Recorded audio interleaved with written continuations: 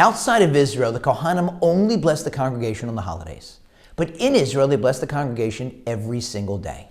I was in Israel a couple weeks ago, praying in a minyan, and the time came. The Chazan began his repetition of the Amidah, the private Shemona Esrei, and one fellow, obviously a Kohen, got up to walk outside the shul to wash his hands to prepare to bless the congregation.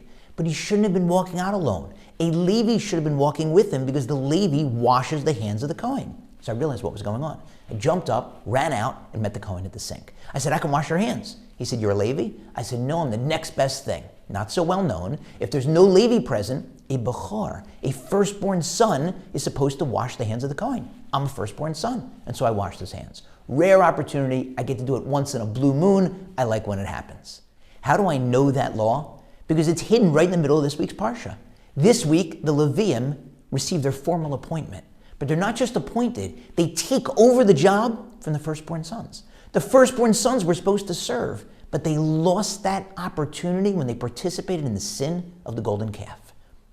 So for me, it's bittersweet. On the one hand, apparently, firstborn sons still retain enough sanctity, holiness, status, whatever you want to call it, to pinch hit when necessary. On the other hand, I could have been a Levi. We had it, and we blew it.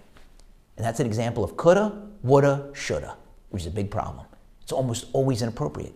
It's, in a sense, kfira. It's denying God's hand in the world and in your personal life. Beating yourself up because you could have bought Tesla when it was at 50, and you could have bought Bitcoin when it was at 500, and you should have taken the turnpike instead of the parkway, there would have been less traffic, is denying God's involvement. You were supposed to sit in that traffic. Whatever money you did make, you were supposed to make. That and no more and no less. Whatever money you didn't make, you weren't supposed to make. You're not supposed to look backwards. When you look backwards, you're recognizing you did something wrong and you're regretting it. Don't do that. Don't live in the past. But here's where things get interesting. There is a time when you are supposed to look backwards. You're encouraged to look backwards. We're supposed to do that all the time throughout the year. When we're doing teshuvah, when we're repenting, we are supposed to look back and recognize, I made a mistake, and regret it. Those are the first two steps towards repentance. But here's the difference. There's the all-important third R, resolve. After recognizing I did something wrong and regretting it, I resolve not to do it again. I say the next time I'm in that situation, I am not going to make that mistake. I'm not going to do the wrong thing. I'm going to do the right thing.